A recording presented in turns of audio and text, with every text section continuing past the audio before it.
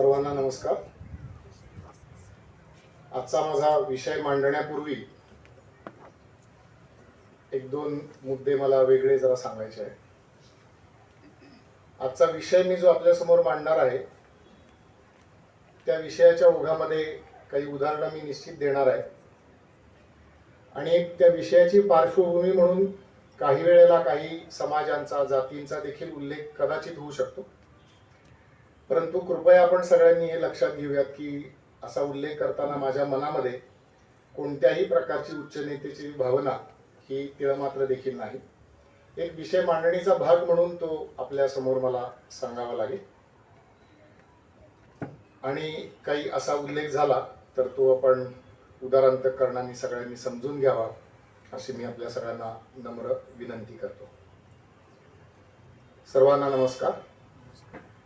आपल्या स्वातंत्र्यवीर सावरकर मंडळाचे अध्यक्ष श्री विश्वनाथ नायर माझं बोलणं ऐकण्यासाठी जे अधीर झाले असं म्हणाले, त्या ढोकले सरांचं बोलणं आज मला ऐकायला मिळालं असतं तर मला खूप बरं वाटलं असतं। असे आजचे प्रमुख अतिथी ढोकले सर, आपल्या मंडळाचे पदाधिकारी असणारे पाटील सर, सौभाग्यवती गिडीकर, या ठिकाणी उपस्थित सर्व प्रतिष्ठित समाजातील नागरिक बंधू भगिनींनो, इथून देहू किती अंतरावर आहे मगाशी मी चौकशी केली, साधारण 10 किलोमीटर अंतरावरती देहू गाव आहे असं मला सांगितलं। विष्णुमय जग वैष्णवांचा धर्म, भेदाभेद भ्रम अमंगळ असं संत तुकारामांनी म्हटलं। त्या संत तुकारामांचा वास ज्या भूमीमध्ये घडला त्याच्या परिसरात आपण आज हा विषय ऐकतो आहोत। ज्या महापुरुषांनी स्वदेश स्वभाषा स्वधर्म याच्यावरती होणाऱ्या अत्याचाराला समर्थपणे तोंड दिलं आणि हिंदवी स्वराज्याचं बघितलेलं स्वप्न स्वतःच्या जीवितामध्ये साकार केलं आणि केवळ महाराष्ट्रालाच नाही तर संपूर्ण भारतवर्षाला प्रेरणा दिली, अशा छत्रपती शिवरायांच्या नावाने चालणारी व्याख्यानमाला आणि ज्या महापुरुषाचं नाव आपल्या मंडळाला दिलेलं आहे त्यांनी तर आपल्या आयुष्यामध्ये आजचा जो विषय आहे त्या विषयासाठी प्रत्यक्ष काम केलेलं आपल्या सगळ्यांना बघायला मिळतं, आपल्या सगळ्यांना ते माहिती आहे। त्यामुळे असा एक विलक्षण त्रिवेणी संगम असलेल्या या ठिकाणी बोलताना मला अतिशय मनापासून आनंद होतोय की मला हा माझा विषय मांडायला मिळतोय।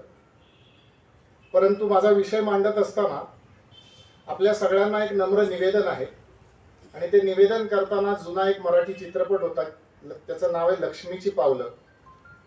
त्या लक्ष्मीच्या पावलामधलं एक चित्रपट गीत मला नेहमी आठवतं वेगवेगळ्या प्रसंगात, आज ते पुन्हा एकदा मला आठवलं। त्या एकूण चित्रपटातला त्या गीताचा संदर्भ वगैरे सगळा वेगळा आहे, परंतु त्या गीताचे शब्द असे आहे, माझ्या मातीचे गायन तुझ्या आकाश श्रुतींनी जरा कानोसा देऊन ऐकशील कारे। आजचा विषय जो आहे तो आपल्या मातीचं गायन आहे। आपल्या सगळ्यांना माहिती की आपल्या मातीला आपण काळी आई म्हणतो, भारत माता म्हणतो आणि तिची असलेली आपण सगळी लेकर आहोत आणि या अर्थाने आपण सगळेजण एकमेकांचे भाऊ भाऊ देखील आहोत। आमच्या शाळा महाविद्यालयांमध्ये आम्ही प्रतिज्ञा घेतो की भारत माझा देश आहे, सारे भारतीय माझे बांधव आहेत, ही प्रतिज्ञा आम्ही शाळेत आणि महाविद्यालयामध्ये घेतलेली, त्याचे स्मरण देखील आम्ही केलेलं आहे। परंतु आजचा विषय मांडत असताना खरंच या दिशेने आपण किती प्रगती केली, कोणत्या टप्प्यावरती आपण आहोत आणि अजून किती दूर जायचंय याचा जरा उलगडा काही मुद्द्यांच्या आधारावरती आपल्या सगळ्यांच्या समोर करावा, या दृष्टिकोनातून मी आजचा विषय आपल्या समोर ठेवतोय, आचरूया समरसता। आपल्या सगळ्यांना माहिती की भारत देशाला हजारो वर्षांची परंपरा आहे। या हजारो वर्षांच्या परंपरेमध्ये भारत भूमीची वैशिष्ट्य अनेक अंगांनी अनेक पद्धतीने वर्णन करता येतील, परंतु त्याच्यातलं भारत भूमीतलं एक वैशिष्ट्य सांगायचं म्हटलं तर जगामध्ये तत्वज्ञानाचा विचार ज्या ज्या ठिकाणी झाला त्या तत्वज्ञानातली सर्वात जर उंची कुठल्या भूमीमध्ये गाठली गेली असेल तर ती भारत भूमीमध्ये गाठली गेली आहे असं निसंशयपणे म्हणता येतं। आणि हे केवळ आपण तुम्ही आम्ही सगळेजण जमलेले भारतीय आहोत, आपल्या सर्वांच्याच मनामध्ये प्रिय भारत भूमीबद्दल अभिमान आहे, आनंद आहे। त्या आनंद आणि अभिमानापोटी मी बोलतो असं कृपा करून समजू नका। जगातल्या तत्वज्ञानाची उंची गाठली म्हणजे काय, तर जगामध्ये असं म्हटलं गेलं की माणूस कोण आहे, तर जगामध्ये असं म्हणलं गेलं की माणूस हा देवाचा पुत्र आहे। जगामध्ये म्हटलं असं गेलं की माणूस हा देवाचा प्रेषित आहे, माणूस हा पापकर्मी आहे, पापातून माणसाची निर्मिती झाली, अशा प्रकारचा विचार तत्वज्ञानाच्या क्षेत्रामध्ये जगभरामध्ये मांडला गेला. परंतु आपल्या भारत भूमीमध्ये काय सांगितलं? आपल्या भारत भूमीमध्ये असं सांगितलं की प्रत्येकाच्या अंतःकरणामध्ये परमेश्वराचा वास आहे. आपण सर्वजण परमेश्वराचे प्रत्यक्ष अंश आहोत. आणि स्वामी विवेकानंदांच्या शब्दात बोलायचं झालं तर आपण सगळेजण अमृताचे पुत्र आहोत. अशा पद्धतीची तत्वज्ञानाची उंची या भूमीमध्ये गाठली गेली. परंतु दुर्दैवानं असं झालं.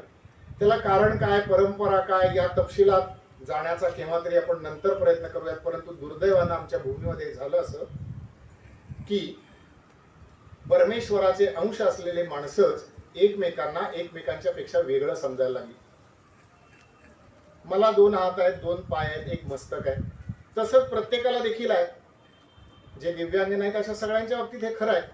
पण तरी सुद्धा योगायोगानं एखाद्याच्या आई वडिलांच्या पोटी माझा जन्म झाला, त्या जन्माच्या आधारावरती मी तथाकथित उच्च आहे किंवा मी तथाकथित नीच श्रेणीतला आहे, अशा प्रकारची विभागणी या भूमीमध्ये केली गेली.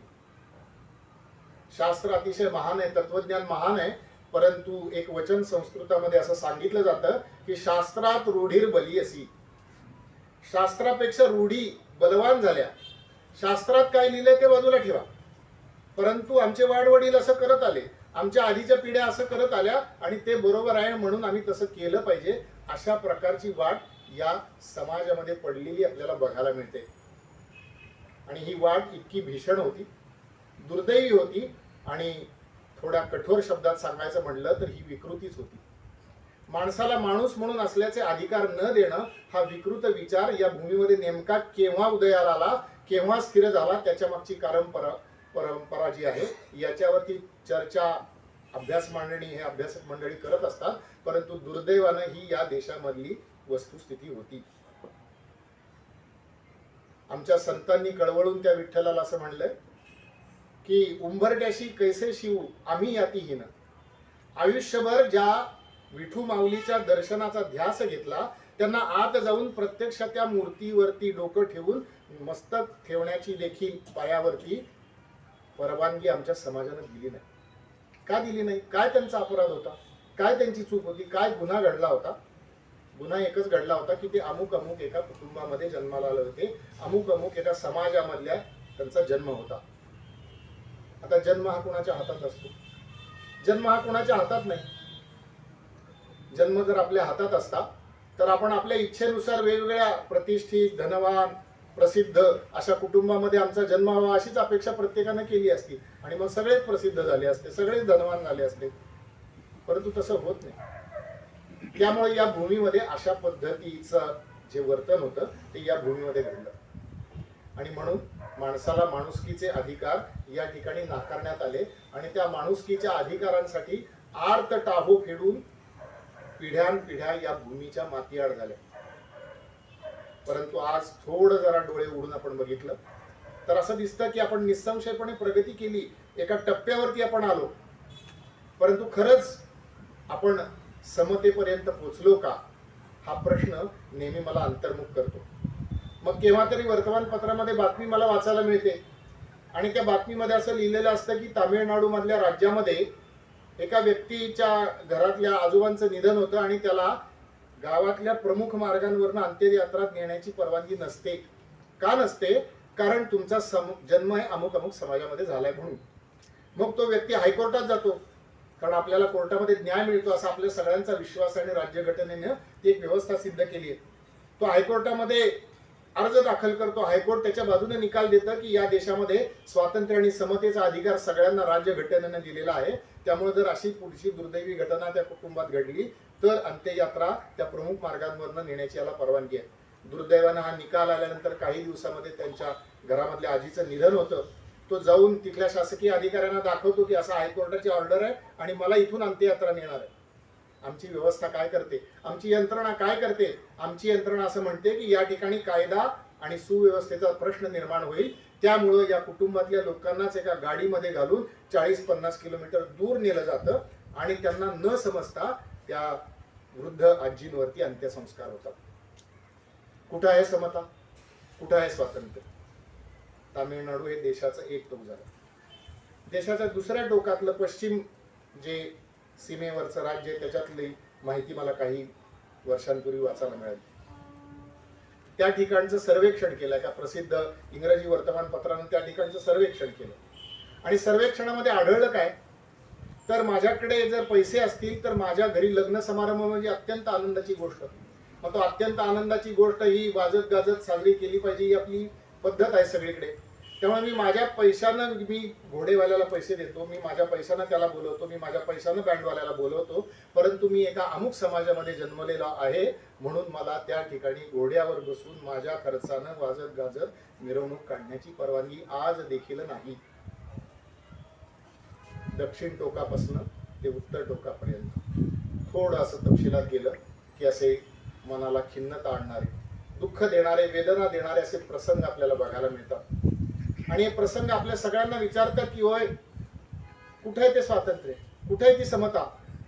आणि स्वातंत्र्य समता म्हटलं की राज्य घटनेचे ज्यांनी महत्वाचं काम केलं, भीमकार्य केलं असं आपण म्हणूया, ते भारतरत्न डॉक्टर बाबासाहेब आंबेडकर यांचं मला स्मरण होतं. माझी सगळ्यांना अतिशय नम्रपणानं विनंती की बाबासाहेब आंबेडकरांचं आपण दिनांक 25 नोव्हेंबर 1949 या दिवशी घटना समितीमधलं बाबासाहेबांचं शेवटचं भाषण झालेलं आहे. ते भाषण आपल्याला अनेक ठिकाणी उपलब्ध आहे. तुम्ही सहजपणे इंटरनेटवरती सर्च करू शकता. आपल्या ग्रंथालयामध्ये इतकी पुस्तकं आहेत, त्याच्यामध्ये ते नक्की पुस्तक असणार. ते भाषण आपण मुळामधनं वाचायचं आणि मग लक्षात येतं की हा द्रष्टा महामानव आम्हाला काय सांगतोय आणि मला स्वतःला असं वाटतं की त्या महामानवाची वेदना आम्हाला समजते का? बाबासाहेब त्या भाषणामध्ये काय म्हणतात? बाबासाहेब ते असं म्हणतात की माझ्या जीवनाचं तत्वज्ञान 3 शब्दांनी व्यक्त करण्यासारखं आहे. ते 3 शब्द आहेत ते म्हणजे स्वातंत्र्य, समता आणि बंधुता. कृपा करून हे लक्षात घ्या की माझ्या तत्वज्ञानाची मुळं ही राज्यशास्त्रात नाही, फ्रेंचच्या राज्यक्रांतीत नाही, परंतु ती भारताच्या धर्मशास्त्रामध्ये आहे. नंतर बाबासाहेबांनी आणखीन एक भाषण केलं, त्यात म्हणले की ही तत्व माझे गुरु तथागत गौतम बुद्ध यांच्या शिकवणुकीतून मी घेतलेली आहे. बाबासाहेब पुढची वाक्य काय म्हणतात आपण कृपा करून लक्ष देऊन ऐकूया. बाबासाहेब असं म्हणतात की अपरिमित स्वातंत्र्य समतेवरती घाला घालतं. स्वातंत्र्य प्रत्येक गोष्टीचं, परंतु मी माझं स्वातंत्र्य जर उपभोगण्याचा अतिरेक केला तर कोणाच्या तरी समतेवरती घाला येतो. अपरिमित स्वातंत्र्य समतेवरती घाला आणतं. अतिशय असणारी समता जी आहे ती स्वातंत्र्याचा संकोच करते.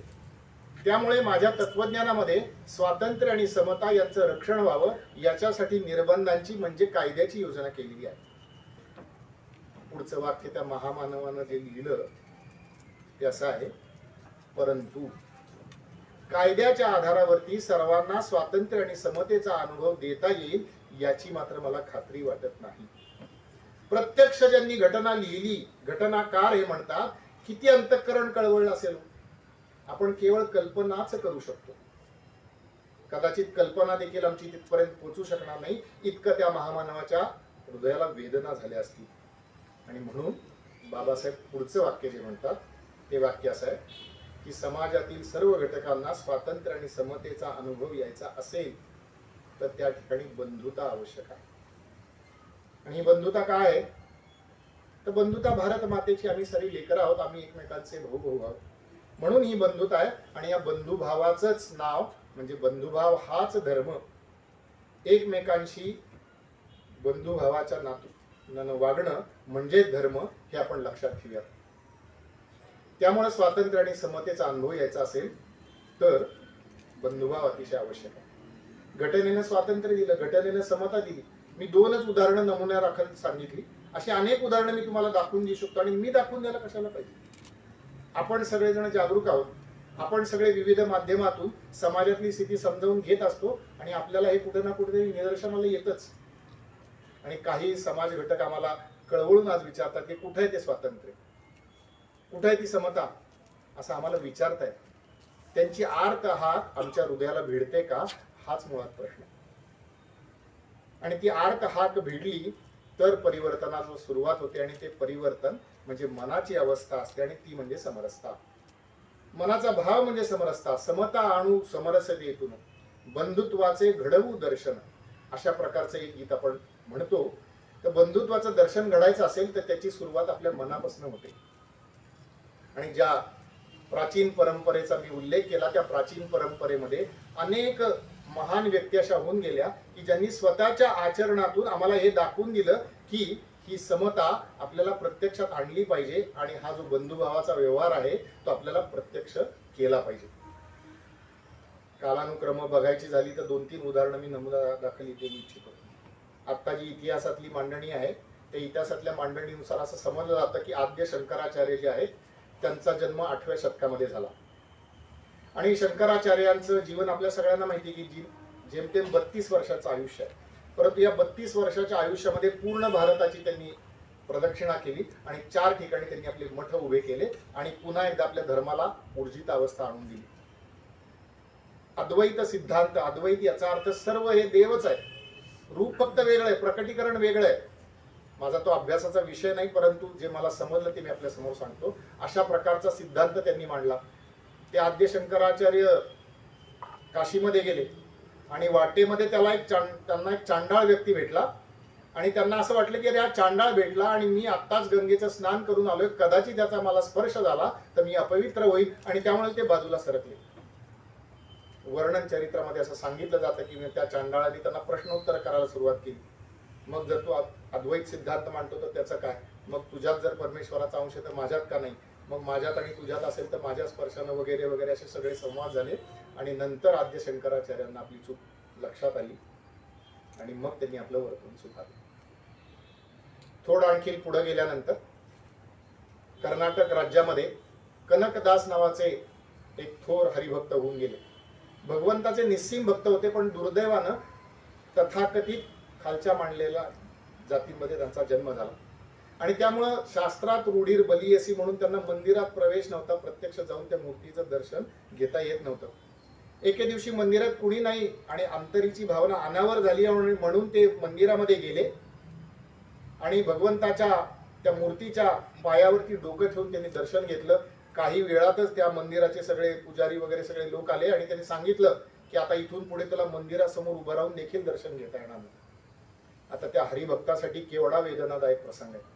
आणि म्हणून ते मंदिराच्या मागच्या बाजूला जाऊन भजन करत बसले आणि कथा अशी सांगितली जाते की ते भजन इतकं आर्त होतं आणि भगवत भक्ती इतकी उत्कट होती की त्या भगवत भक्तीने चमत्कार घडला आणि त्या चमत्कारामुळे ती मूर्ती ही मागं फिरली. आणि साधारणपणे आपण गर्भगृहात गेल्यानंतर आपल्याला देवाचं मुखदर्शन होतं, परंतु त्या मंदिरात आज देखील देवाचं आपल्याला मुखदर्शन होत नाही, मुखदर्शनही मागच्या बाजूने होतं. स्वामी विवेकानंदांच्या चरित्राचा मी अभ्यास करतो. स्वामीजींच्या आयुष्यात देखील असाच प्रसंग घडला. गुरूंच्या निधनानंतर 1890 मध्ये स्वामीजींनी भारताची परिक्रमा सुरू केली आणि फिरता फिरता एके ठिकाणी त्यांना वाटेवरती असा एक व्यक्ती भेटला की तो तिथं गुडगुडी पित होता, हुक्का पित होता. आपल्याला कदाचित माहिती असेल की उत्तरेकडच्या राज्यांमध्ये या प्रकारचा जो सगळा प्रकार आहे तो आपल्याला बघायला मिळतो. आणि त्या माणसाने बघितलं एकूण थंडीचे दिवस असावेत आणि त्यांनी सांगितले की जरा घे तू पण 2 झुरके.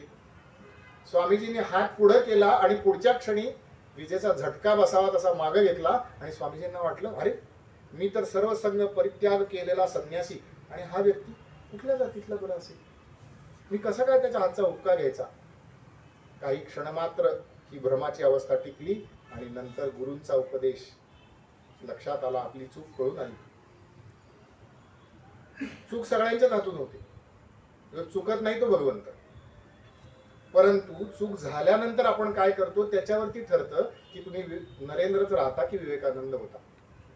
कदा चूक कार्यात हातून झाली अशी बांधवाने तुला दाखविली, तरी ती चुकी मान्य आहे म्हणावे, न हेका धरुनी कधीही बसावे. स्वामीजीने हात जोडून त्या व्यक्तीची माफी मागितली. तुझ्यामधल्या भगवंताला मी पाहू शकलो नाही, त्याबद्दल मला क्षमा कर. आणि त्यांनी त्या गुडगुडीचे 2 झुरके मारले असतील आणि अतिशय मित्रभावानं बंधुभावाने त्यांच्याशी व्यवहार केला. असं स्वामीजींचं वर्तन आपल्याला बघायला मिळतं. आपल्या महाराष्ट्रामध्ये छत्रपती राजर्षी शाहू महाराजांचं एकूण सामाजिक समतेच्या संघर्षामध्ये एक वेगळं स्थान आहे. त्यांच्या दरबारामध्ये एक गंगाराम कांबळे नावाचा एक व्यक्ती होता आणि एके दिवशी चुकून ज्या ठिकाणी त्यानं पाणी पिऊ नये असा त्यावेळेचा प्रघात होता, त्या ठिकाणी तो पाणी प्यायला गेला, म्हणून त्याला अत्यंत बेदम मारहाण करण्यात आली. ज्या वेळेला महाराजांच्याकडे हा विषय आला तेव्हा महाराज रागावले, सगळ्यांच्यावरती रागावले आणि गंगाराम कांबळे असं म्हणाले की आता इथून पुढे मला इथे नोकरी करणं शक्य नाही महाराज, मला आता तुम्ही रजा द्या. महाराजांनी काय करावं? महाराजांनी एक गोष्ट अशी केली की त्याला रजा दिली, परंतु त्याला भांडवल दिलं आणि त्याला सांगितलं की तू अमुक अमुक ठिकाणी चहाचं हॉटेल सुरू कर, स्वतःच्या पायावर उभा राहा. हा एक वेगळा पैलू. परंतु हॉटेल सुरू झाला तर त्या हॉटेलमध्ये जाणार कोण? अरे जर पाण्याला शिवल्यानंतर पाणी अपवित्र होतं असं मानणारा समाज आहे, तर त्या हॉटेलात जाऊन चहा पिणार कोण? महाराजांच्या लक्षात आल्यानंतर राजर्षी शाहू महाराज त्यांच्या स्वतःच्या त्या रथामधनं एके दिवशी गेले आणि रथ म्हणजे असं मोठं वाहन होतं, त्याच्यामध्ये एकटे महाराज नाही, त्यांच्यावर 8-10 लोक असायचे. आणि त्यांनी म्हटले घ्या त्या गंगाराम कांबळेच्या हॉटेलकडे. तिथे गेले. गंगाराम कसा आहे तुझा चहा? बघू आण बरं इकडे. चहाचा कप आला. अरे मला एकट्याला काय देतो? सगळ्यांना दे. आता बघा, राजे साहेबच हुकूम करतायत, पर्यायच नाही. म्हणून त्यांनी असे राजर्षी शाहू महाराज देखील याच भूमीमध्ये गेले. अशी अनेक उदाहरणं आपल्याला बघायला मिळतात, परंतु या उदाहरणांचं दुर्दैवानं मोठ्या प्रमाणावरती रूपांतर झालं का हा प्रश्न सदैव मनाला छळत राहतो. आणि त्यामुळे हा समरसतेचा जो प्रश्न आहे, समरसतेचा जो मुद्दा आहे, त्याच्याबद्दल अनुकरणीय काम अनेकांनी करून ठेवलं, परंतु ते काम आता पुढे नेण्याची आवश्यकता आहे. ते काम का पुढे नेलं पाहिजे? तर ते काम अशासाठी पुढे नेलं पाहिजे की त्याच्यामध्ये केवळ विशिष्ट समाजाचं, विशिष्ट वर्गाचं किंवा विशिष्ट घटकांचं भलं आहे असं नसून संपूर्ण समाजाचं भलं आहे. जुन्या वाङ्मयामध्ये एक गोष्ट सांगितली जाते, ती गोष्ट मला या निमित्ताने आठवली. भारुंड नावाचा एक पक्षी, असं त्याचं वर्णन केलं गेलं. आणि हा पक्षी कसा आहे? तर हा पक्षी आहे, त्याचा देह एक आहे पण त्याला तोंड 2 आहेत, मस्तक त्याची 2 आहेत. आणि ती मस्तक पण अशा पद्धतीनं निर्माण झालेली आहे की एका मस्तकाला सदैव फळ खायला मिळतं, अमृताचं फळ खायला मिळतं, चांगली फळं खायला मिळतात आणि म्हणून त्या मस्तकाचं पोषण होतं. ते जे दुसरं मस्तक आहे ते सदैव या पहिल्या मस्तकाला विनंती करत असतं की मला खाऊ दे, मला चव घेऊ दे, वगैरे वगैरे. परंतु हे पहिलं मस्तक मात्र त्याची विनंती मान्य करत नाही. आणि एके दिवशी असं होतं की एके दिवशी योगायोगानं हा एक देह आणि 2 मस्तक असलेला पक्षी विषारी झाडावरती बसतो. ते फळ विषारी आहे. ते अमृत खाणाऱ्या त्या पक्षाच्या तोंडाला लक्षात येतं आणि तो त्याला सांगतो की अरे थांब थांब थांब, ते विषारी फळ तू का खातोस? ते फळ खाल्ल्यानंतर मृत्यू निश्चित आहे आणि मृत्यू एका मस्तकाचा नाही तर दोघांचाही निश्चित आहे, आपण दोघेही मरून जाऊ. मग त्यावेळेला जे दुसरं मस्तक असतं ते उत्तर देतं, ते आपण लक्षात घेतलं पाहिजे. ते मस्तक असं म्हणतं की इतके दिवस मी विनवणी केली, मी आर्जव केली, परंतु तुम्ही मला कणभर देखील चव घेऊ दिली नाही. आज मला फळ लागतं तरी कसं, याचं चव तरी घेऊ द्या, मरण आलं तरी बेहत्तर. ज्यांच्यावरती अन्याय अत्याचार पिढ्यानुपिढ्या होत आहेत, शतकानुशतक होत आहेत, त्या समाजानं जर असं विपरीत पद्धतीनं वागायचं ठरवलं तर नुकसान कोणाचं होणार आहे? नुकसान केवळ त्या समाजाचं नाही, आपल्या सगळ्यांचं होणार आहे, कारण आपण या भारत मातेची लेकरं आहोत. त्यामुळे हा आपल्या सगळ्यांच्या कल्याणाचा विषय आहे. आपण कृपा करून सगळ्यांनी लक्षात घेऊया आणि तो विषय लक्षात घेऊन मग त्याप्रमाणे आपलं वर्तन असलं पाहिजे. आणि हे वर्तन कसं असलं पाहिजे याचे काही मुद्दे आपल्याला सहजपणे लक्षात येतील. या प्रश्नाचा, तथाकथित जातींच्या उच्चतेचा आणि नीचतेचा उहापोह भारतभरामध्ये खूप झाला आणि विशेषतः महाराष्ट्रामध्ये तर खूप झाला. अनेकांनी अनेक पद्धतीनं या सगळ्या प्रश्नाचं वर्णन केलं. परंतु हा जो तथाकथित उच्च नीचतेचा प्रश्न नेमका निर्माण कुठं होतो असं जर विचार करायला गेलो तर मला राष्ट्रीय स्वयंसेवक संघाचे दुसरे सरसंघचालक जे होऊन गेले परमपूजनीय श्री गुरुजी, त्यांची आठवण होते. त्यांनी एका वाक्यामध्ये वर्णन असं केलं की हा तथाकथित उच्च नीचतेचा प्रश्न म्हणजे तथाकथित सवर्णांच्या मनाला जडलेला रोग आहे. शब्द आपल्याला कठोर वाटू शकतात, परंतु ते किती नेमकं वर्णन करतात बघ. आज तंत्रज्ञानाने इतकी प्रगती केली आपल्या सगळ्यांचं समजा वेगवेगळ्या प्रकारे तंत्रज्ञानानं आपण पाहणी केली, एक्सरे काढला, MRI स्कॅन केलं, आणखीन रक्ताची चाचणी केली वगैरे वगैरे वगैरे, माझी केली, यांची केली, समाज सगळ्यांची केली. तंत्रज्ञानाच्या आधारावरती दाखवून देता येईल की हे तथाकथित उच्च जातीमधल्या जन्मलेल्या व्यक्तीचं रक्त आहे, तथाकथित नीच जातीत वगैरे वगैरे दाखवून देता येईल? दाखवून देता येणार नाही. तंत्रज्ञानाने हे सिद्ध केलं की आपण सर्वजण समान आहोत. पण तरी देखील आमच्या मनामध्ये येतं, मी अमक्या अमक्या समाजात जन्मलो, मग माझी उगीच कॉलर ताठ होते. आणि मग नुसती कॉलर ताठ होत नाही, कदाचित तिथपर्यंत देखील आपण समजू शकतो, परंतु मी दुसऱ्याला हलक्या दर्जाचा समजायला लागतो आणि त्या पद्धतीचं वर्तन करतो, त्या ठिकाणी मात्र प्रश्न निर्माण होतो. तेव्हा उच्च नीचतेचा प्रश्न हा मनामध्ये निर्माण झालेला प्रश्न आहे. त्यामुळे त्याचं उत्तर कुठं शोधलं पाहिजे, त्याची दुरुस्ती कुठं केली पाहिजे, तर ती मनाच्या ठिकाणीच केली पाहिजे. आपण सगळेजण कधी ना कधी तरी आजारी पडतोच. मग आपल्याला डॉक्टरांच्याकडे जावं लागतं, उपचार करून घ्यावे लागतात. शरीरावरचे उपचार थोडेसे तुलनेने सोपे असतात, कारण दिसतं आपल्याला, ते डोकं दुखतंय, पोट दुखतंय वगैरे वगैरे असं दिसतं. परंतु मन दाखवा असं म्हटलं तर मन अस्तित्वातच नाही, परंतु ते असतं मात्र. आमच्या बहिणाबाईंसारखी सुज्ञ कवयित्री असं म्हणते की मन वढाय वढाय उभ्या पिकात लढोर, किती हाकला हाकला पेरी येतं पिकावर. किती चपखल वर्णन केलं. आम्ही बसलेलो एका ठिकाणी असतो, परंतु विचार दुसरीकडे धावत असतात, आणि मग त्याचं वर्णन वेगवेगळ्या पद्धतीने केलंय. मग या न दिसणाऱ्या मनांवरती दुरुस्ती कशी करायची, हा एक प्रश्न. तर दुरुस्ती होते ती बुद्धीच्या स्तरावरती होते. आपल्या बुद्धीमध्ये ही आपण खुणगाठ बांधली पाहिजे की आपण सर्वजण समान आहोत, सर्वांचे अधिकार समान आहेत आणि समानतेचाच व्यवहार आम्ही सगळ्यांशी करणार, हे आम्ही बुद्धीच्या पातळीवरती पहिल्यांदा समजून घेतलं पाहिजे. आणि मग क्रमाक्रमानं त्याचं वैयक्तिक पातळीवरती प्रगटीकरण केलं पाहिजे. परंतु बुद्धीच्या पातळीवर पटणं आणि प्रत्यक्षात येणं त्याच्यात खूप अंतर असतं.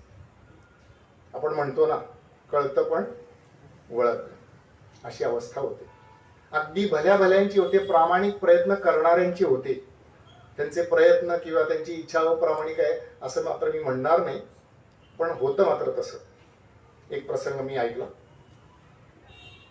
संघाचे बिहार प्रांतामधले कार्यकर्ते, तुलनेनं महाराष्ट्रातली स्थिती आज देखील पुष्कळ चांगली आहे या अर्थाने, परंतु बिहार सारख्या राज्यांमध्ये आज देखील परिस्थिती गंभीर आहे. हा प्रसंग काही वर्षांपूर्वीचा आहे, किमान 20-25 वर्षांपूर्वीचा आहे.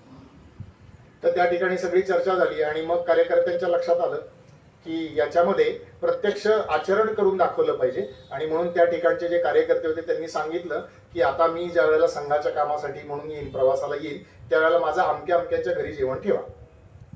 सगळेजण परत त्यांना 2-2 वेळा विचारलं, मग तुम्ही यांच्या घरी जेवायला जाणार का? पण म्हणजे नक्की तुम्हाला तेच म्हणायचं का? हो हो, मी त्यांच्याच घरी जाणार. ते त्यांच्या घरी जेवायला गेले.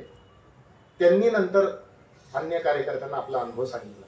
बुद्धीच्या स्तरावरती मला पटलंय की मी सर्वजण समान आहे, कोणाशी भेदभाव केला नाही पाहिजे, आणि मी जसं एखाद्या माझ्या भावाच्या, नातेवाईकाच्या, मित्राच्या घरी जाऊन जेवतो तसंच या घरी मी जेवणार.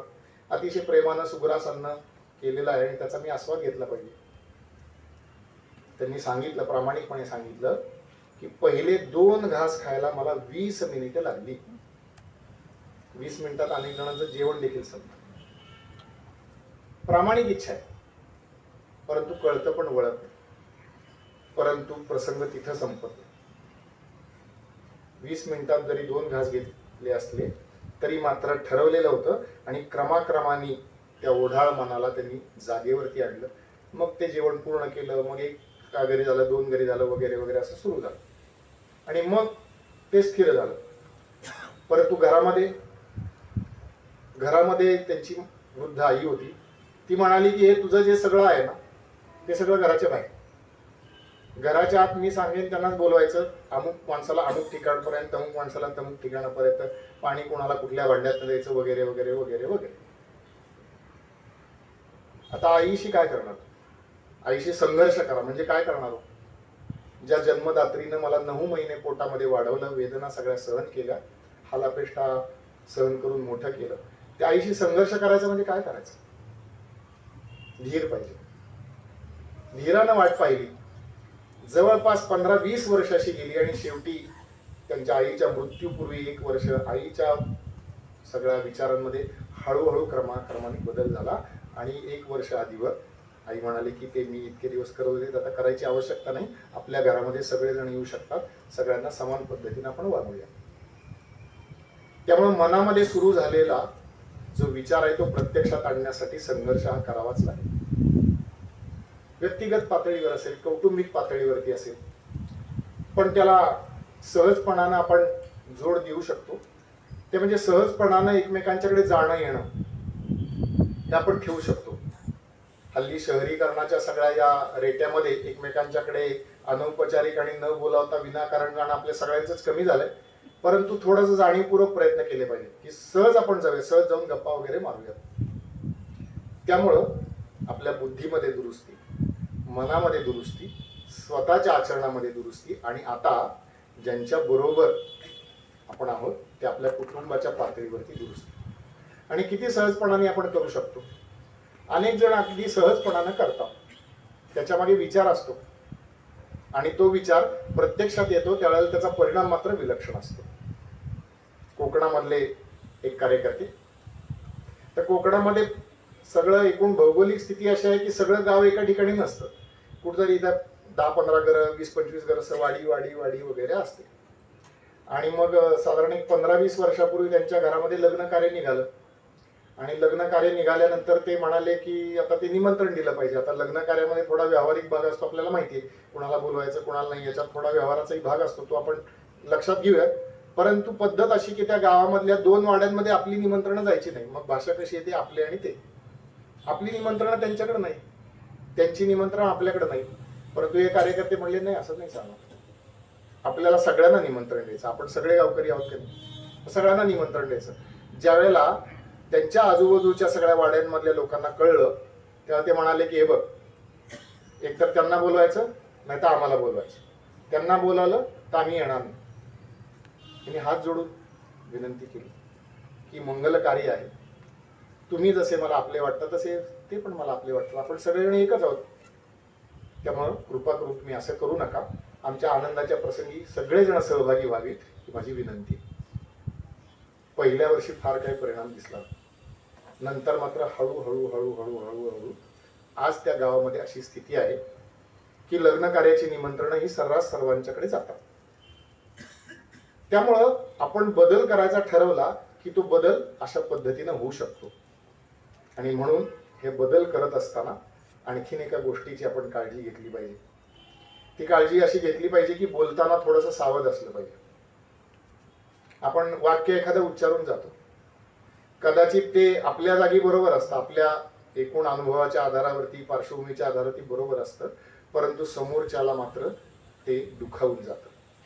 आणि विशेषतः मराठी भाषेमध्ये असे काही जुन्या म्हणी, वाक्प्रचार, वाक्य अशी आहेत की तो टोचतात, हो खरंच टोचतात. त्यामुळे जरा काळजीपूर्वक राहिलं पाहिजे, हे शब्द जपून वापरले पाहिजेत. आणि मी म्हटलं तसं की कळत नकळत आम्ही आणि ते असं येतच. हळूहळू हे बोलण्यामधलं जे वळण आहे ते आपल्याला दुरुस्त करावं लागेल. दुरुस्त अनेक जणांनी केलेलं आहे, परंतु एक समाज म्हणून सर्वसाधारण विधान करायचं झालं तर बोलण्यामधलं वळण हे आपण दुरुस्त केलं पाहिजे. असे वाक्प्रचार, असं बोलणं हे आपल्याला टाळलं पाहिजे. या प्रकारचं अभिसरण ज्यावेळेला समाजामध्ये सुरू होतं त्यावेळेला मग एकमेकांचा विचार करण्याची ही पद्धत सुरू होते आणि त्याचा एक परिणाम एकूण सगळ्या समाजावरती होतो. आणि बघणारा लोक हा बघत असतो, तो अनुभव घेत असतो आणि त्या अनुभवाच्या आधारावरती तो ठरवत असतो की खरंच यांचं बोलणं हे ओठातून आहे का पोटातून आहे हे बघतात. आणि जाणून बुजून बघणारे पण लोक आहेत आणि त्यांनी बघण्यात चूक देखील काही नाही असं मला कधी कधी वाटतं. आपल्या सगळ्यांना माहिती आहे की नाशिकमध्ये आपल्या भारताचं चलन छापलं जातं. त्या नाशिकच्या कारखान्यामध्ये केंद्र सरकारचा तो सगळा उपक्रम असल्यामुळे सर्व देशभरामधनं सगळे विविध प्रांतामधले लोक त्या ठिकाणी येतात. आणि त्या नाशिकच्या त्या छापखान्यामध्ये असाच एक उत्तर राज्यामधला एक जण नोकरीसाठी आला आणि मग येताना त्यांनी एक पूर्वग्रह मनामध्ये ठेवलेला होता. माझ्या परिचयामध्ये सांगितलं मी राष्ट्रीय स्वयंसेवक संघाचा कार्यकर्ता आहे. तर संघ म्हणजे असा, संघ म्हणजे अमक्यांचा, संघ म्हणजे तो विचार वगैरे वगैरे वगैरे वगैरे असं सगळं त्याच्या मनामध्ये. आणि योगायोगाने काय झालं की तो ज्या विभागामध्ये काम करत होता त्या विभागामध्ये संघाचा एक कार्यकर्ता तिथला काम करत होता. आणि मग त्याला लक्षात आलं की हा संघाचा कार्यकर्ता आहे. मग ते शाब्दिक देवाणघेवाण, कदाचित वादविवाद, चर्चा वगैरे वगैरे असं सगळं सुरू झालं. आणि मग हळूहळू याच्या लक्षात असं आलं की हे संघवाले बोलायला फार पटाईत आहेत म्हणले, त्यांचं काय बोलण्यानं काय खरं रूप दिसत नाही म्हणले. परंतु म्हणतात ना की ते खायचे दात आणि दाखवायचे दात, हे म्हणे दाखवायचे दात दिसत आहेत. खायचे दात बघायचे असेल त्याच्या घरीच जायला पाहिजे. आता घरी जायचं कसं? मग त्यांनी बोलता बोलता की दिवशी विषय निघाला की जेवण केलं पाहिजे वगैरे. मग हा कार्यकर्ता म्हणला ये की आमच्याकडे जेवायला. मग हा त्याच्या घरी जेवायला. मग आता हा गेल्यापासून बघत होता इथपर्यंतचा अनुभव, आयुष्याचा कटू अनुभव, दुर्दैवी अनुभव की आपल्याला कुठपर्यंत प्रवेश आहे. आम्हाला बाहेरच्या आता पडवी ओसरी वगैरे गेलं, परंतु अजूनही काही ठिकाणी बघायला मिळतं जुन्या घरामध्ये पडवीत आहे का, ओसरीत घेतात का, दिवाणखान्यात घेतात का, माझघरात घेतात वगैरे वगैरे ते बघत होता. पहिला त्याला धक्का बसला की या म्हटले. अगदी घरात जिथे सगळे बसले होते तिथे बोलवलं. तो म्हणला, म्हणजे विचार करतोय तो कार्यकर्ता की यांचे दाखवायचे दात अजून जरा स्ट्रॉंग दिसत आहेत, अजून जरा आत काय ते बघितलं पाहिजे. म्हणून आता जेवायची वेळ आली की खुलासा होईलच. जेवायची वेळ झाली. मग पुढचा धक्का त्याला बसला की स्वयंपाकघरातच सगळ्यांच्या जेवणाची व्यवस्था होती आणि मग हा कार्यकर्ता तो सगळे जेवायला बसले, अजून घरातले जे कोणी असतील ते बसले. मग हा विचार करायला लागला. आणि मग असं झालं की ज्याच्या घरी जेवायला गेले होते त्याची एक 5वी 6वीच्या वर्गात शिकणारी मुलगी होती, 10-12 वर्षाची मुलगी. मग ती जेवायला वाढायला लागली. मग याच्या मनात कदाचित अजूनही शंका होती आणि त्याला वाटलं की आज माझ्यासमोर कसं समतेचं बंधुत्वाचं प्रदर्शन झालं पाहिजे वगैरे वगैरे. वडिलांनी सांगितलं असेल पण ह्या मुलीला विचारलं पाहिजे. मग यांनी त्या मुलीला प्रश्न विचारला, 6वी 5वी मधली ती मुली, तुला माहिती आहे का मी कोण आहे, मी कुठल्या समाजातला आहे, कुणाला तू जेवायला वाटतेस? त्या मुलीनं जे उत्तर दिलं ते असं होतं. ती मुलगी असं म्हणाली की माझ्या बाबांचे जे मित्र घरी येतात ते सगळे माझे काका आहेत, माझ्या वडिलांचे भाऊ आहेत असं मी मानते. तुम्ही माझे काका आहात. तुम्ही कोण आहात? काका. मी जेवायला कोणाला वाटते? माझ्या काकांना जेवायला वाटते. आपण कल्पना करू शकतो हे उत्तर दिल्यानंतर जो माणूस विरोधक म्हणून तपासणी करण्याच्या उद्देशाने आला होता त्यांच्या अंतःकरणामध्ये किती फरक पडला असेल. आणि तो फरक वर्तनातून पडतो. शब्द बापुडे केवळ वारा बोलू शकतो, परंतु माझ्या वर्तनात ते दिसतं का? त्यामुळे अशा पद्धतीचं अनौपचारिक येणं जाणं सुरू झालं पाहिजे. आणि आपल्या ज्या प्रथा परंपरा आहेत त्याच्यामध्ये तर अनेक असे प्रसंग आहेत की ज्याच्यामध्ये सहजपणे हे करता येतं. आता महिला विभागाच्या ह्याच्यात सांगितलं की संक्रांतीचं हळदी कुंकू. समजा अशी कल्पना केली की संक्रांतीचं हळदी कुंकू जे आहे ते अशा पद्धतीनं करायचं. आमचे परिचित येतीलच, परंतु जे आम्हाला सेवा देतात अशा सर्वांना आम्ही त्या निमित्ताने बोलू.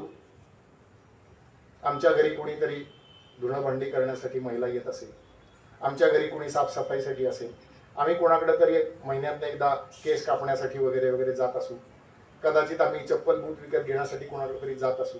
अशा प्रकारचे सगळे लोक आम्ही डोळ्यासमोर आणूया आणि सहजपणे एके दिवशी संक्रांतीला, या दिवशी संक्रांतीला आमच्याकडे तिळगुळ घ्यायला तुम्ही या. सहज करू शकतो. दिवाळीच्या फराळाचे कार्यक्रम नातेवाईकांच्यात मित्रपरिवारांच्यात होतात, त्याला थोडंसं आपण मोठं स्वरूप देऊ शकतो आणि सहजपणाने हे आपण करू शकतो. याच्यातून काय होईल? याच्यातून आपल्याला जाणवे की कशी माणसं आहेत, काय विचार करतात, काय त्यांच्या अडीअडचणी आहेत. आणि मग आपण बंधुतेच्या नात्यानं त्यांच्यावरती प्रेम करायला शिकू. स्वामी विवेकानंदांना त्यांच्या एका शिष्याने विचारलं, जोसेफाईन मॅकलाउड असं त्यांचं नाव. त्यांनी विचारलं की स्वामीजी बोला मी भारतासाठी काय करू? आता ह्या ज्या मॅकलाउड होत्या त्या अतिशय धनाढ्य अशा होत्या, खूप संपत्ती त्यांच्याकडे होती आणि त्यांची कल्पना अशी की स्वामीजी काहीतरी मठासाठी जागा मागतील, पैसे मागतील, आणखीन वगैरे वगैरे अशा काहीतरी व्यावहारिक गोष्टी मागतील. स्वामीजी म्हणाले की भारतासाठी तुम्हाला काही करायचं असेल तर फक्त एकच गोष्ट करा, ते म्हणजे भारतावरती प्रेम करा. ज्या वेळेला आम्ही असं एखाद्यावरती प्रेम करतो, एखाद्याला आम्ही आपलं म्हणतो, त्यावेळेला त्याचं सुख ते माझं सुख होतं, त्याचं दुःख ते माझं होतं. त्याला झालेल्या दुःखाची वेदना माझ्या मनामध्ये उमटते आणि सहजपणे मी मदतीला पुढे येतो. आणि याच्यातनं वेगवेगळ्या प्रकारचे उपक्रम जन्म घेतात. एका कार्यकर्त्यांशी मी चर्चा करत होतो. ते म्हणाले की सहज उपक्रम कसे जन्म घेतात. तर एक उपक्रम संभाजीनगर शहरामध्ये ते करतात आणि त्या उपक्रमाचं नाव आहे की अण्णाभाऊंची लेखणी, असं त्या उपक्रमाचं नाव आहे.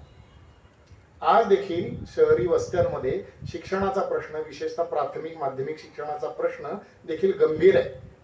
कोरोनाच्या काळामध्ये 2,000 रुपये, 2,500 रुपये, 3,000 रुपये शाळेची फी आम्हाला देता येत नाही, म्हणून अनेक मुलामुलींचं शिक्षण थांबलेलं ही वस्तुस्थिती आहे.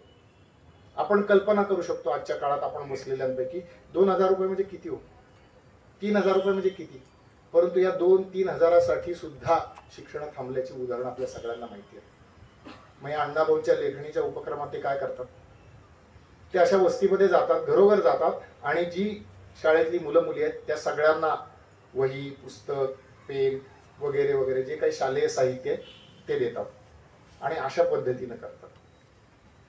एक कार्यकर्त्यांनी त्यांचा अनुभव सांगितला की असे काही गरजू लोक असतात, असं लक्षात आल्यानंतर मी त्यांना माझ्या घरी ठेवून घेतो. आता ते दोघेही पती पत्नी कार्यकर्ते आहेत, त्यांची मुलं देखील कार्यकर्ते आहेत, त्यामुळे घरामध्ये अगदी कुटुंबातल्या सारखं त्यांचं स्वागत होतं. आणि तो मुलगा मुलगी ज्यावेळेला शिक्षण पूर्ण करून जातो त्यावेळेला तो पायावरती स्वतः समर्थपणे उभा राहिलेला असतो. का बरं असं वाटतं.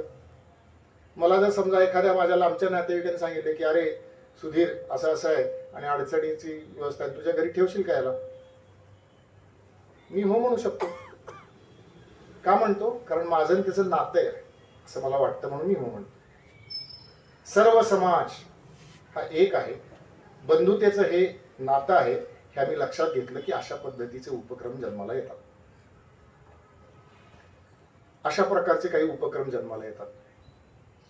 अजून भारतीय समाजापुढचा महत्वाचा एक प्रश्न जसा शिक्षणाचा आहे तसा तो रोजगाराचा देखील आहे. आकडेवारी वेगवेगळी आहे. 2011ची जर जनगणना आपण प्रमाणमानाची ठरवली तर त्या जनगणनेच्या आकड्यानुसार भारतातले साधारणपणे 30% लोक त्यावेळेला हे दारिद्र्य रेषेच्या खाली होते. आणि दुर्दैव असं की आमच्या देशातली विद्वान मंडळी याच्यावरती वाद घालत होती की 32 रुपयाला दारिद्र्य रेषा म्हणायचं, दिवसाला 32 रुपये मिळवणारा दरिद्री का दिवसाला 33 रुपये मिळवणारा श्रीमंत, याच्यावरती वादविवाद जास्त चाललेले होते. आज आपण आपापल्या घरी जाऊ, आपापल्या घरच्या एकूण स्थितीप्रमाणे सुग्रास भोजनाचा आपण आनंद घेऊयात.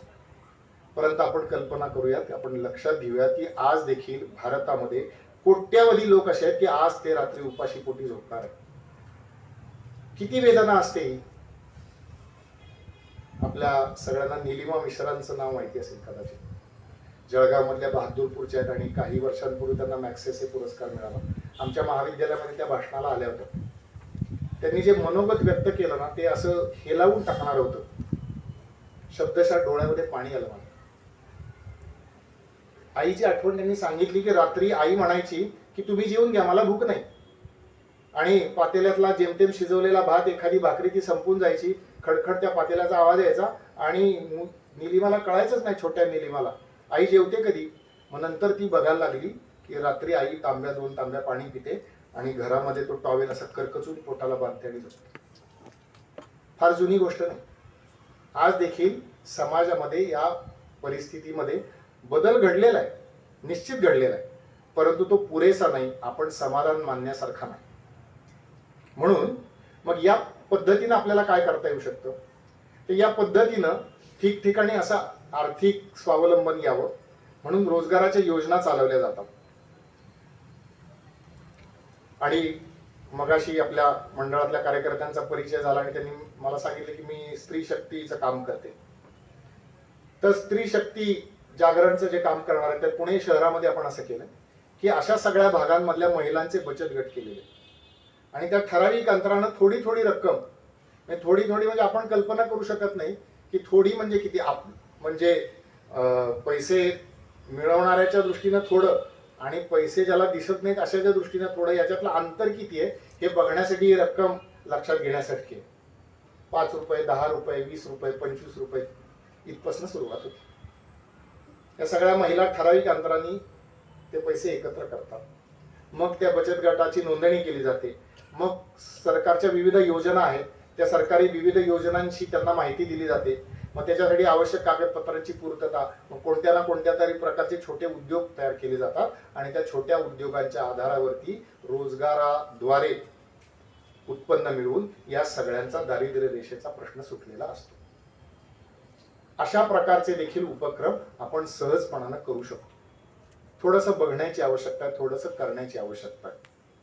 आणि मग या प्रश्नाचा विचार करत असताना आणखीन महाराष्ट्रातली एकूण जी सामाजिक स्थिती आहे ती आपण ध्यानात घेतली तर थोडं अधिकपणानं आपण त्याच्यामध्ये लक्षात घेतलं पाहिजे की आपण स्वातंत्र्यवीर सावरकरांच्या मंडळाच्या व्याख्यानमालेमध्ये इथे जमलेलो आहोत की या देशाच्या कल्याणाचा, आणि पुढचं वाक्य अगदी बरोबर आहे, एका टप्प्यानंतर पूर्ण जगाच्या कल्याणाचा विचार केलेल्या विभूतीच्या नावाचं हे मंडळ आहे. परंतु जगामध्ये सगळे काही सज्जन लोक नाहीत, सुष्ट नाहीत. मराठीमध्ये आपण सहज म्हणतो की ज्या गावच्या बोरी त्या गावच्या बावळी असं आपण म्हणतो. काही लोकांनी हेच ठरवलंय की इथले जे असे प्रश्न आहेत त्यांना खतपाणी घालायचं. ते प्रश्न अधिकाधिक उग्र कसे होतील ते बघायचं. त्या प्रश्नांचा उद्रेक कसा होईल असं बघायचं. इथल्या यंत्रणा सगळ्या कोलमडून पडल्या पाहिजेत आणि मग जे काही वाटतं ते प्रत्यक्षात आणायचं. अशा पद्धतीचं वर्तन करणारे लोक आहेत. वाढवीत भेदभावा दुष्टतेचा फिरतो कावा. ते तोंडानं समतेचा, स्वातंत्र्याचा उद्घोष करतात. आपण सावध राहिलं पाहिजे. वाढवीत भेदभावा दुष्टतेचा फिरतो कावा. गाठुनिया भोळ्या जीवा अंधारात घालील गावा. मध्यंतरी पुण्यामधलं एक बातमी प्रसिद्ध झाली की पुण्यामधला एक 25 वर्षाचा तरुण हातामध्ये बंदूक उचलली आणि हमें चाहिए आझादी वगैरे वगैरे वाक्य वेगळे असतील परंतु भावना तीच आहे. अशा पद्धतीचं काम करायला गेला. त्याची आई म्हणते की मला हा मुलगा त्या वाटेला गेला कधी काही कळलंच नाही. दुष्टतेचा फिरतो कावा. तेव्हा हा कावा आपण सगळ्यांनी लक्षात ठेवला पाहिजे. आणि म्हणून पुढं काय आहे, चित्त नित्य सावध ठेवा. नित्य सावध राहायला पाहिजे. मग आजूबाजूला कुठल्या प्रकारची पोस्टर लागतात, कुठल्या प्रकारचे कार्यक्रम होतात, त्याच्यातून नेमके काय प्रकारची मांडणी होते, त्याचा परिणाम काय होतो, हे सगळं आपल्याला लक्षात येईल. आपण ज्याला जायला सुरुवात करू त्याला हे सगळं आपल्याला लक्षात येईल. चित्त नित्य सावध ठेवा. एक लक्षी लावून डोळे. लक्ष एकच आहे की भारत स्वतंत्र झालेला आहे, 75 वर्ष होणार, समर्थ व्हायला पाहिजे. लक्ष एकच आहे. एक लक्ष, एक लक्षी लावून डोळे. होऊ देव याच्यामुळे, याच्याचमुळे आम्ही हे देव होऊ, अशा प्रकारचा निश्चय आपण केला पाहिजे. या सगळ्या मंडळींना ओळखलं पाहिजे. आणि या मंडळींना ओळखण्यासाठी म्हणून अशा प्रकारचं वर्तन आपण ज्या वेळेला करू त्यावेळेला सर्वात मोठी शक्ती आपल्याकडे आहे. ती म्हणजे आमच्या देशावरती, आमच्या समाजावरती अत्यंतिक प्रेम आहे. सर्व जगाला मार्गदर्शन करण्याची क्षमता आमच्या देशामध्ये हे आम्हाला माहिती आहे. त्या तत्वज्ञानाचा आम्ही अभ्यास केलाय. ते तत्वज्ञान आचरणात कसं आणायचं याची अनेक उदाहरणं इतिहासात घडलीत आणि आज देखील लोक ते आचरून दाखवत आहेत. हा जो स्नेहाचा जो धागा आहे तो अतिशय महत्वाचा आहे. तो स्नेहाचा धागा प्रत्यक्षात आल्यानंतर मग क्रमाक्रमाने परिवर्तन घडतं. आणि क्रमाक्रमाने परिवर्तन घडवणारे केवळ संघाचे कार्यकर्ते असं माझं अजिबात म्हणणं नाही. असा अभिनिवेश मुळातच नाही. अशा प्रकारचं काम करणारे अनेक लोक या समाजामध्ये आहेत. आर्य समाजाचं आपल्याला नाव कदाचित माहिती असेल. आर्य समाजाचं ज्या ठिकाणी काम चालतं त्या ठिकाणी सर्व जाती वर्गांमधल्या विद्यार्थिनींना शिक्षण मिळालं पाहिजे याच्यासाठी ते जाणीवपूर्वक प्रयत्न करतात. कोणत्याही प्रकारचा भेदभाव त्यांच्या वर्तनामध्ये नसतो, आचरणामध्ये नसतो, आपल्याला बघायला मिळतं. सगरोळी नावाचं गाव आहे नांदेड जिल्ह्यामध्ये, तिथे देशमुख नावाचे कार्यकर्ते आहेत. ते कार्यकर्ते अशा पद्धतीचा प्रयत्न करतात. असे प्रयत्न अनेक ठिकाणी चाललेले आहेत. परंतु ते प्रयत्न अधिक तेजानं होण्याची आवश्यकता आहे, अधिक त्याच्यामध्ये भर पडण्याची आवश्यकता आहे. आणि त्यामुळं अंधार जर दूर करायचा असेल तर अंधार दूर करण्यासाठी त्याच्यावरती लाठी मारून उपयोग नसतो. माझ्या अंगात खूप ताकद आहे, लाठी काठी मला चालवता येते, मग अंधाराला मी बघतोच असं म्हणून किती लाठी चालवली तरी अंधार दूर होत नाही. अंधार फार झाला पण ती जपून ठेवा.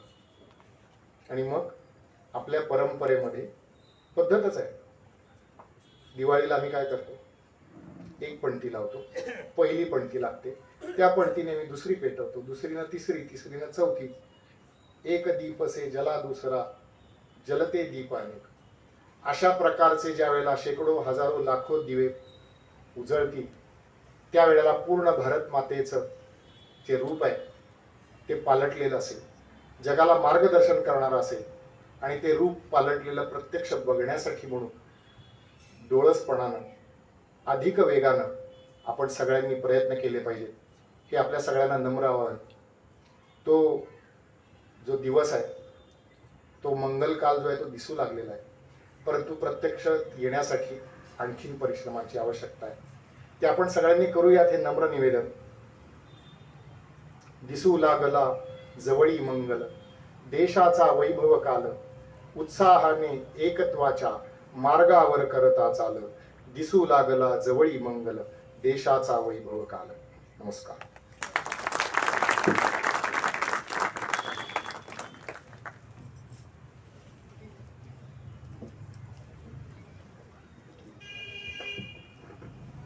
सुधीरजींचे आज आपल्याला खूप मोलाचे मार्गदर्शन लाभलेले आहे. त्यांचे विचार सर्वांना खूप काही शिकवून गेलेले आहेत. पुन्हा एकदा सुधीरजींसाठी जोरदार टाळ्या. या विषयावरील काही प्रश्न आपण घेणार आहोत, पण वेळेच्या मर्यादेमुळे 10 मिनिटं वेळ प्रश्नोत्तरांना दिला जाईल.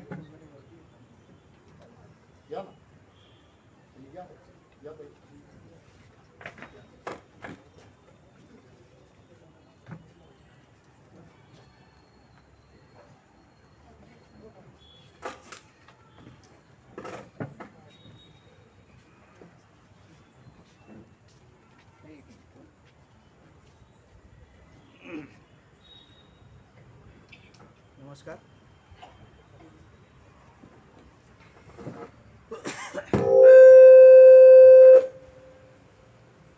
नमस्कार. थोडा मध्ये येतोय. आजचं आपलं जे व्याख्यान आहे याला पुरस्कारते म्हणून जनसेवा बँक यांनी आपल्याला मदत केलेली आहे. थोडं उशिरा का होईना पण बँकेचे अधिकारी विलासराव रानगे या ठिकाणी उपस्थित झालेले आहे. मी त्यांना विनंती करतो की त्यांनी कृपया व्यासपीठावरती यावं आणि अध्यक्षांनी त्यांचा या ठिकाणी यथोचित सत्कार करावा.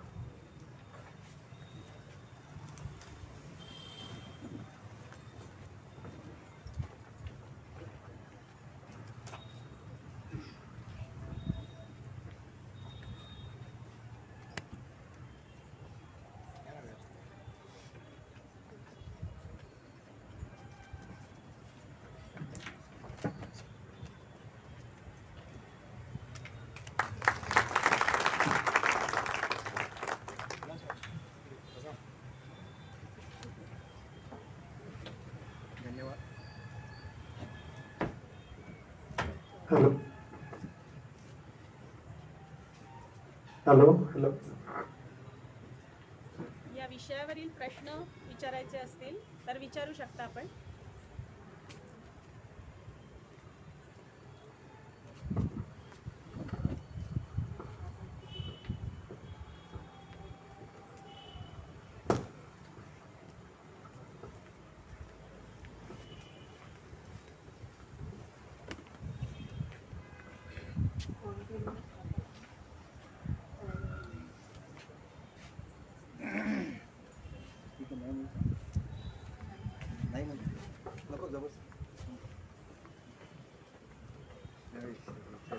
सर, एकच प्रश्न आहे.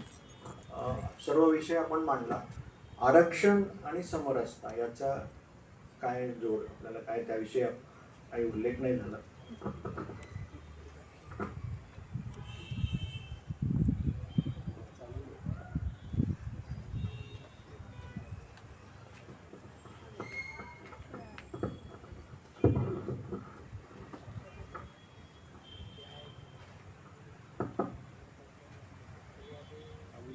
झाला म्हणजे मी आज या विषयावर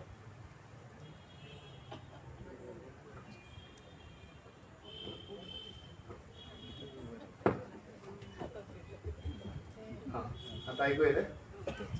उल्लेख झाला नाही म्हणजे मी या विषयावर आज बोलायचं नाही असं मी ठरवलं होतं. म्हणजे माझी जी काही मी तयारी केली होती त्याच्यात मी हा विषय मुद्दाम स्पर्श केला नाही मी त्याला.